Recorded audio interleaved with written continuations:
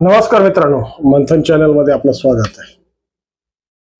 रात्र वैराची, रात्र वैराची आहे हे वाक्य कधी वापरलं जातं? जेव्हा हे वाक्याच्या संदर्भातून जेव्हा आपल्या आजूबाजूच्या परिस्थित्या या चिंताग्रस्त असतील किंवा भयाक्रांत तयार झालेले असतील.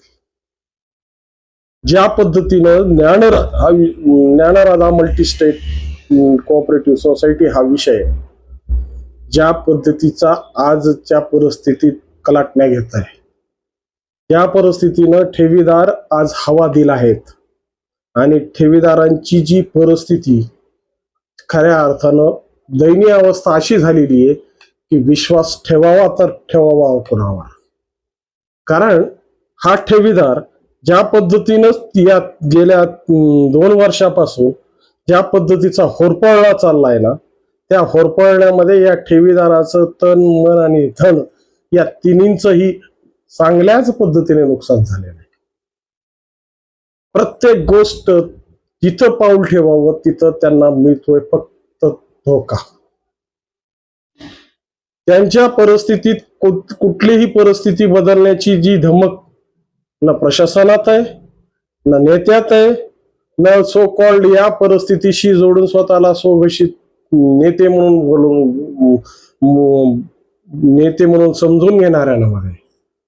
कारण की या सगळ्या श्रंखला ज्या परिस्थितीनं या ठेवीदारांच्या समोर थैथया नाचतायत ना, या श्रंखला फक्त आपला फायदा काय आहे आणि आपली परिस्थिती आपल्याला कशी सुधारता येईल याकडेच लक्ष आहे.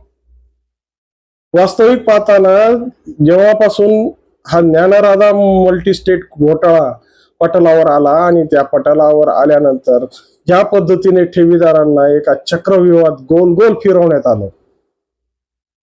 सुरुवातीला ज्या पद्धतीच्या कमिटमेंट फेसबुक लाईव्ह देऊन सुरेश कुटेंनी सगळ्या गोष्टीची मांडणी करण्याचा प्रयत्न केला. आम्ही सक्सेस झालोच आहोत, आम्ही पूर्णपणे प्रयत्नात आहोत, आम्ही आमच्या पद्धतीने पूर्ण जोर लावून काम सुरूच आहे, हजारो पानांच्या काम चालू आहे, आमची रिसर्च टीम काम करते, अशा अनेक बतावण्यात ठेवीदारांच्या समोर ठेवून ठेवीदारांना संभ्रमित करत ठेवलं. नंतर यावरही त्यांचं भागलं नाही आणि जेव्हा त्यांच्या परिस्थित्या हातातून बाहेर जाण्याच्या प्रयत्नात होत्या तेव्हा त्यांनी सोलापूर, बीड, अजून कुठं अशा मीटिंग बोलावल्या, फेस टू फेस मीटिंग करण्यात आल्या. आणि फेस टू फेस मीटिंग करण्यात सुद्धा त्यावेळेस दाखवल्यात फक्त काय तर कागदी चिटोऱ्या. इथून अर्थशास्त्रीही गेले होते, कायदे तज्ञही गेले होते, पण सगळ्यांच्या समोर काय होतं? फक्त न उकलणाऱ्या कागदाच्या चिठ्ठ्या. आणि या चिठ्ठ्याच्या जोरावर पुन्हा सुरेश कुटेंनी त्यांना तारखेवर तारखा देत फक्त फिरवण्याचं काम केलं. या सगळ्या फिरवण्यामध्ये आज ही तोच ठेवीदार त्याच पद्धतीनं परत एकदा फिरतोय. परवा दिवशीच्या म्हणजे 21 तारखेला एक झूम मीटिंग झाली आणि या झूम मीटिंगच्या संदर्भातून हे झूम मीटिंग गेल्या 3 महिन्यापासून कार्यरत असणारी झूम मीटिंग, ज्यामध्ये ठेवीदार आपल्या ठेवींना किंवा आपल्या लढ्याला कशा पद्धतीने मजबूती द्यायची या ठेवीच्या माध्यमातून, अर्चना कुठे असेल किंवा न्यायिक लढाईमध्ये आपल्याला कशा पद्धतीने मजबूतीनं उतरायचं याच्या प्लॅनिंग करत होते.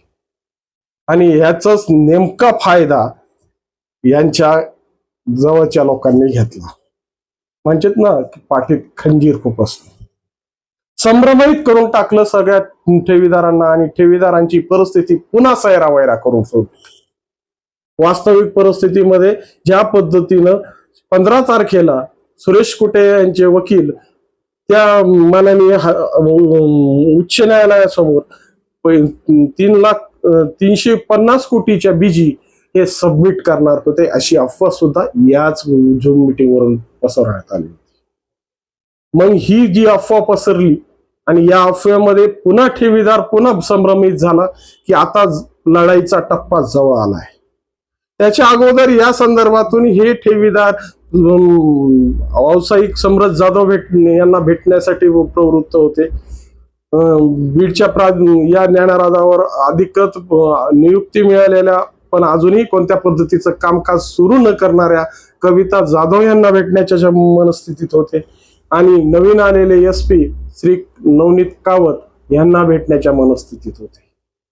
या सगळ्यांच्या प्लॅनिंग तयार होताच की अचानक पद्धतीने जो म्हणतात ना बॉम्ब टाकून, तसा बॉम्ब टाकून अर्चना कुटे यांना निमंत्रित करण्यात आलंय अशी अफवा सोडण्यात आली।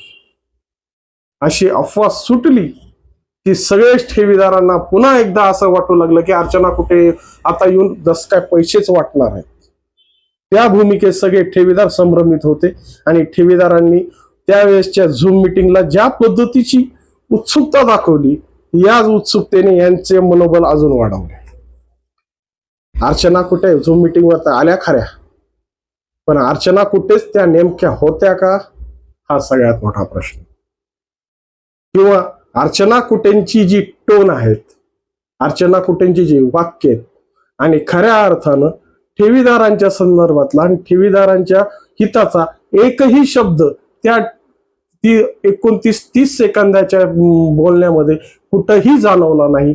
त्यांची जी नेहमीची वाक्य आहेत, आम्ही खूप तुमचं आमच्यामुळं तुम्हाला खूप त्रास झाला, तुमच्यामुळं आम्हालाही खूप त्रास झाला आणि आमचं काम चालू आहे, लवकरात लवकर पैसे मिळतील। परंतु ही सगळी जी भूमिका बांधण्यात आली ना मित्रांनो, ती सुरेश कुटे यांना लवकरात लवकर जामीन मिळावा यासाठी। सुरेश कुटे आज ज्या पद्धतीनं माननीय उच्च न्यायालयात त्या सगळ्या याचिका या क्लबिंग करून, म्हणजे सगळे FIR क्लबिंग करून आणि त्या जितके FIR झालेले तितक्यांची 30% रक्कम भरून स्वतःला जामीन मिळवण्याच्या नादात आहेत।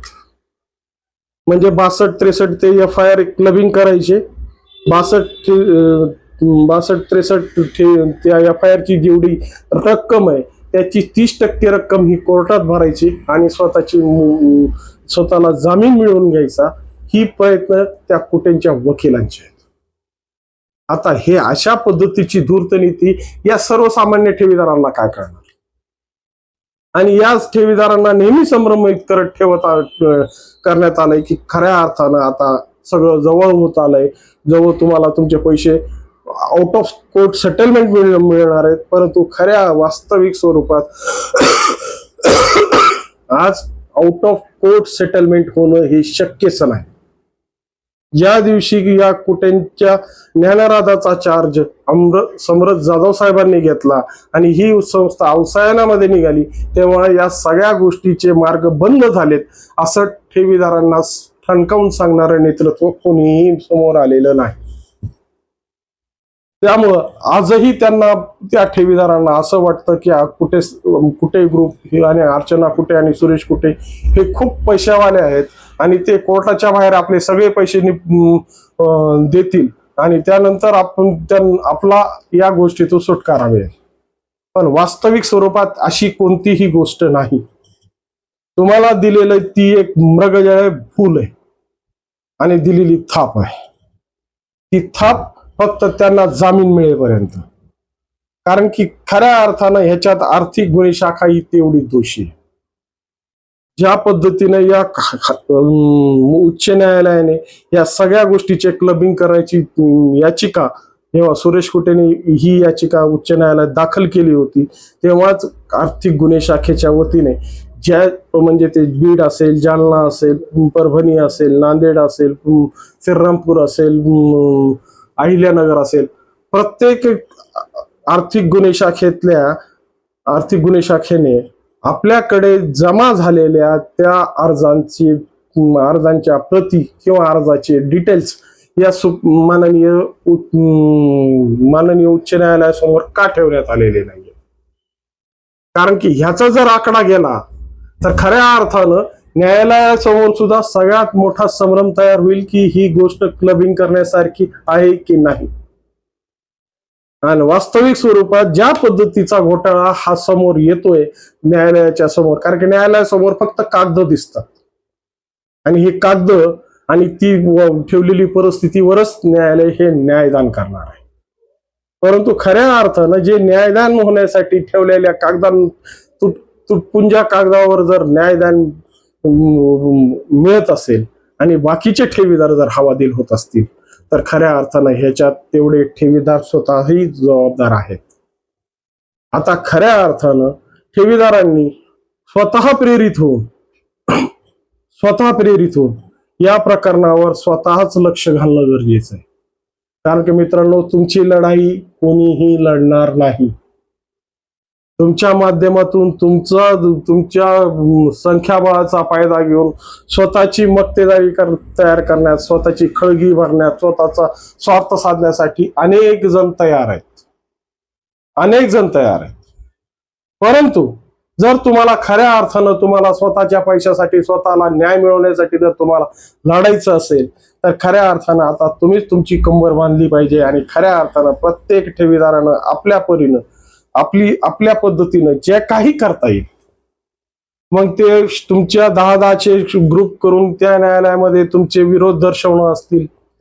म्हणजे या ठेवीदारांचा आकडा छोटा नाहीये. 6 लाख ठेवीदार जर संभाजीनगरमध्ये अवतरले तर न्यायालयाचे परिसरही या 6 लाख ठेवीदारांना थांबण्यासाठी पुरेसं नाही, हे स्पष्ट आहे. पण काय जोपर्यंत तुमच्यातली फूट जोपर्यंत कायम आहे तोपर्यंत तुमची लूट कायम आहे, हे लक्षात ठेवा. आणि या लुटी होण्याच्या मागे तुमची फूट यांना कायम अबाधित ठेवायची आहे आणि या फुटीचा फायदा घेऊन स्वतःची मुक्तता करून घ्यायची आहे. त्यामुळं खऱ्या अर्थानं ठेवीदारांनो, तुम्ही ह्याच्यावर त्याच्यावर विसंबून राहू नका. ज्या काही गोष्टी करायच्यात त्या स्वतःपासून सुरुवात करा आणि स्वतःचे वकील बना, स्वतःचे लढवय्ये बना आणि त्या पद्धतीनं या कोर्टासमोर जितक्या जास्तीत जास्त 6 लाखापैकी जर 50,000 जरी ठेवीदार समोर आले ना, 50,000, तर खऱ्या अर्थानं या प्रकरणाचं सगळं दिशा आणि दशा ही बदलून जाईल. आणि वास्तविक स्वरूपात ज्या पद्धतीनं तुम्हाला अशा पद्धतीच्या भुरळ घालून आपल्या स्वतःच्या स्वार्थासाठी तुम्हाला येड्यात काढणाऱ्या लोकांनाही चांगला चोप बसेल. वास्तविक स्वरूपात प्रशासनानं आता तरी या गोष्टीचा कुठंतरी ध्यास घ्यावा आणि अर्चना कुटे ज्या पद्धतीने बाहेर फिरून सर्वसामान्य ठेवीदारांना जशा पद्धतीच्या दिशाभूल करण्यात यशस्वी ठरतायत ना, त्या दिशाभूल न करता यावं याच्यासाठी त्यांना कायद्याच्या कचाट्यात घेणं हे अत्यंत गरजेचं आहे आणि ते काळाची गरज आहे.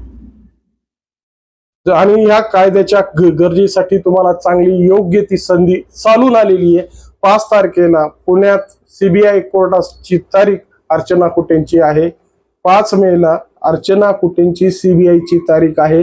आतापर्यंत जितक्या तारखा हुकवल्या त्यामुळे माननीय कोर्टाने चांगलेच ताशोरे ओढून त्यांच्या वकिलांना या तारखेला अर्चना कुटेंना कोर्टासमोर हजर करा अशी सक्तीचे आदेश दिलेले आहेत.